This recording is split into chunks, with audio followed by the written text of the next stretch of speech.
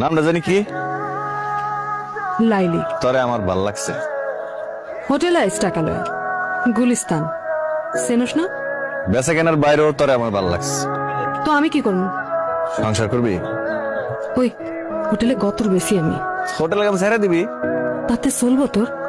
মাগিরে বিয়া করবি? চলবো। চিন্তা করি। দেখ চিন্তা করে দেখ, তুই আর আমি আলাদা করে একটা ঘর নিলাম, সারাদিন কাম শেষে বাইক ফিরলাম, রাতে গরম গরম ভাত খাইলাম। সংসার করবি?